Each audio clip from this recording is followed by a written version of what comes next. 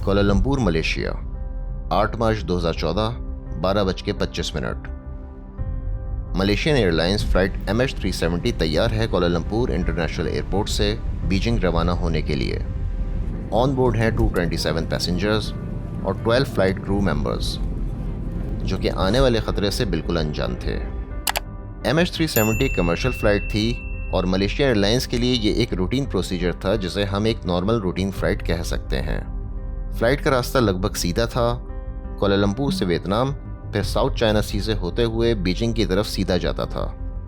12:42 AM पर flight normal take off करती है और ठीक 19 मिनट बाद 1:01 पर कैप्टन एयर ट्रैफिक कंट्रोल को इन्फॉर्म करता है कि प्लेन लेवल 350 पे पहुंच चुका है, अप्रॉक्सीमेटली ज़मीन से ऊपर 35,000 फीट की बुलंदी पर। प्लेन में मौजूद aircraft communication addressing and reporting system, जिसे इन शॉर्ट एकास कहा जाता है, अपनी आखिरी ट्रांसमिशन 1:07 पर भेजता है और उसके बाद बंद हो जाता है। एकास एक डिजिटल डेटा लिंक सिस्टम होता है जो प्लेन और ग्राउंड स्टेशंस के दरमियान शॉर्ट मैसेजेस की ट्रांसमिशन के लिए इस्तेमाल होता है, एयरबैंड रेडियो या सैटेलाइट के जरिए। एकास का इस इंसिडेंट की इन्वेस्टिगेशन में बहुत इंपॉर्टेंट रोल है जो कि हम वीडियो में आगे डिस्कस करेंगे। 1:19 पर Kuala Lumpur area control centre pilot को हू ची मिन वियतनाम ACC से कांटेक्ट करने को कहता है। कैप्टन जवाब में गुड नाइट मलेशियन 370 कहता है, जो कि फ्लाइट 370 के साथ आखिरी वॉइस कांटेक्ट था। प्लेन में ट्रांसपोंडर्स होते हैं जो कि एयर ट्रैफिक कंट्रोल रेडार पर उन्हें आइडेंटिफाई करने में मदद करते हैं। 1:21 पर जब प्लेन साउथ चाइना सी के ऊपर वियतनाम एयर स्पेस में दाखिल होने ही वाला था कि अचानक प्लेन का ट्रांसपोंडर बंद हो जाता है। 2 मिनट पहले 250 ton Boeing aircraft clear transponder signal ATC को भेज रहा था और चंद लम्हों बाद रेडार से अचानक गायब हो जाता है। ये कोई मामूली बात ना थी।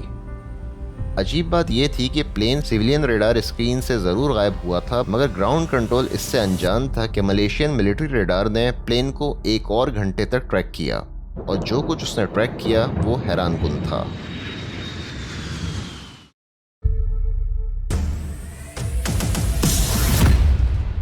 ख़वातीन और हज़रात, इन्फोवर्स में खुशामदीद। मिलिट्री रेडार ट्रैकिंग में देखा जा सकता है कि प्लेन ATC रेडार से गायब होते ही फ़ौरन से लेफ्ट साइड पर 90 डिग्री टर्न लेना शुरू करता है जब तक कि ये साउथ वेस्टर्ली डायरेक्शन में नहीं आता। 1:30 पर वियतनाम ACC के रिक्वेस्ट पर दूसरे प्लेन के जरिए वॉइस कांटेक्ट की कोशिश की जाती है, मगर रिस्पॉन्स में सिर्फ स्टैटिक रेडियो वॉइस सुनाई देती है।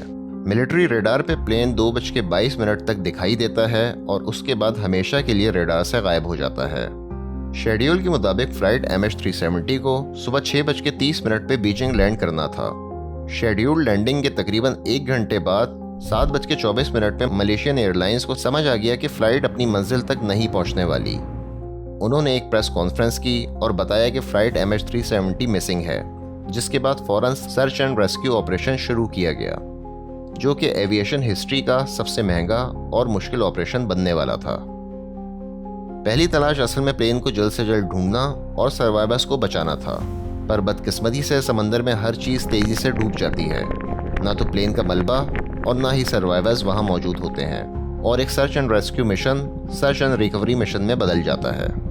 दुनिया के टॉप एविएशन एक्सपर्ट्स की भरपूर कोशिशों के बावजूद भी जब प्लेन का मलबा ना मिला तो ऑफिसर्स को आखिरकार ये मानना पड़ा कि फ़्लाइट पर मौजूद तमाम लोग अपनी जान से जा चुके हैं।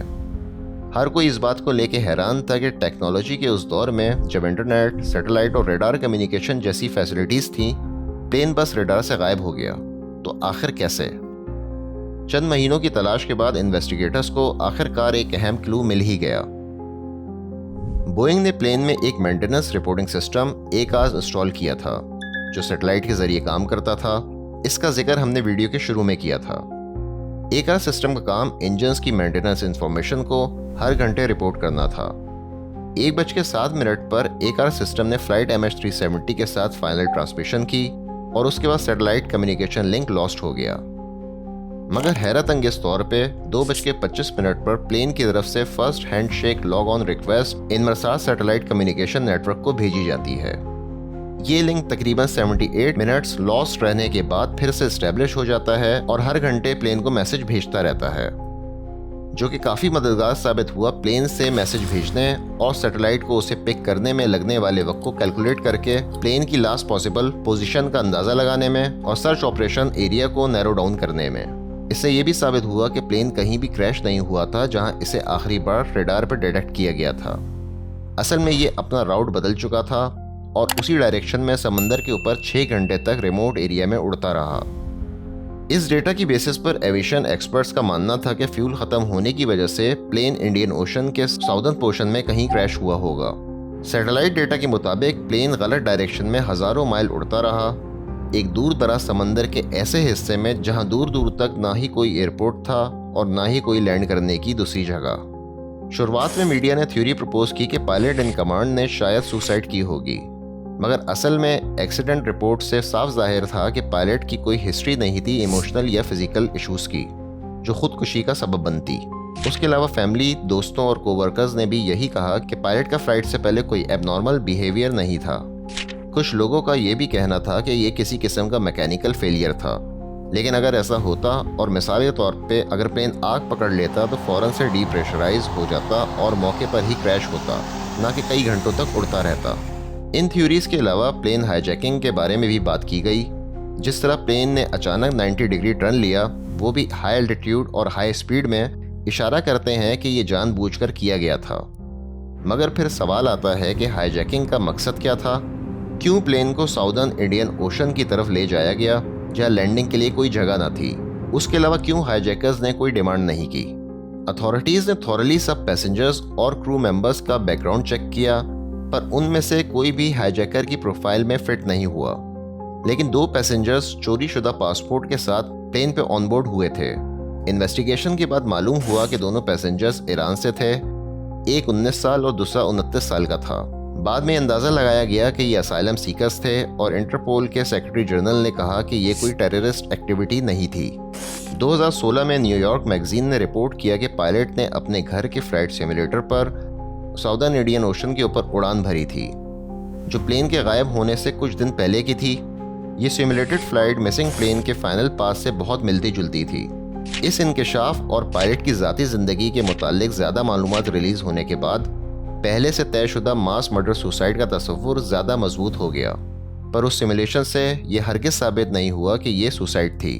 कुछ लोगों ने यह अंदेशा जाहिर किया कि फ़्लाइट 370 को शूट डाउन किया गया था, मगर इसका भी कोई सबूत नहीं मिला। हकीकत यह है कि बहुत सी एक्सप्लेनेशन मौजूद हैं जो किसी हद तक सही भी लगती हैं, लेकिन किसी के पास इनमें से किसी को भी साबित करने के लिए एविडेंस नहीं है। हम इसकी सही हकीकत तब तक नहीं जान सकते जब तक हमें फ़्लाइट रिकॉर्डर नहीं मिल जाता, जो कि इस वक्त कहीं इंडियन ओशन के बॉटम में है। गुजरते वक्त के साथ प्लेन के 20 से ज़्यादा टुकड़े मिले वेस्टर्न इंडियन ओशन के बीचेस और अफ्रीकन कोस्ट से, जो कि पॉसिबली MH370 के हो सकते थे, जिनमें से 3 पार्ट्स ऐसे थे जो कि यकीनन MH370 के थे, जिन्हें इन्वेस्टिगेटर्स ने पार्ट नंबर से वेरीफाई किया था। 17 जनवरी 2017 को फ्लाइट 370 का ऑफिशियल सर्च, जो एविएशन हिस्ट्री में सबसे महंगा सर्च ऑपरेशन था, सस्पेंड कर दिया गया, जबकि प्लेन के कुछ पार्ट्स के अलावा और कोई सबूत नहीं मिला। Final Australian transport safety bureau report ने बताया कि 30 जून 2017 तक एयरक्राफ्ट की अंडर वाटर सर्च का टोटल खर्चा $155 मिलियन हुआ। मलेशिया ने टोटल कॉस्ट का 58% सपोर्ट किया, ऑस्ट्रेलिया ने 32% और चाइना ने 10%। मैकेनिकल मेल फंक्शन के चांसेस को ना होने के बराबर करार दिया गया और फ्लाइट पाथ में तब्दीली मैनुअल इनपुट्स के नतीजे में बताई गई। रिपोर्ट ने यह भी कंक्लूड किया कि प्लेन क्रैश लोकेशन को 25,000 किलोमीटर के एरिया तक नैरो डाउन किया गया था सैटेलाइट डेटा और डेब्रिस ड्रिफ्ट एनालिसिस का इस्तेमाल करते हुए। जनवरी 2018 में ओशन इन्फिनिटी ने MH370 की सर्च दोबारा शुरू की, नैरो 25,000 किलोमीटर के एरिया में। मलेशियन गवर्नमेंट के साथ कॉन्टैक्ट कुछ ही अरसे बाद ख़त्म हो गया और सर्च ऑपरेशन 9 जून 2018 को बिना कामयाबी के सस्पेंड कर दिया गया। मार्च 2022 में ओशन इन्फिनिटी ने 2023 या 2024 में अपनी सर्च दोबारा शुरू करने का इरादा किया। मार्च 2024 में मलेशिया ने कहा कि वो ऑस्ट्रेलिया के साथ कंसल्ट करेगा ओशन इन्फिनिटी टीम के साथ मिलकर एक और एक्सपीडिशन पर काम करने के लिए। तो आपका प्लेन के डिसअपीयर होने के बारे में क्या ख्याल है? अपनी कीमती राय से ज़रूर आगाह करिएगा। आज की वीडियो यहाँ इख्तिताम होती है। वीडियो को लाइक और चैनल को सब्सक्राइब करना ना भूलें। आपसे जल्द मुलाकात होगी एक दिलचस्प टॉपिक के साथ। अपना और अपने इर्द गिर्द के लोगों का ख्याल रखें। महफूज रहें।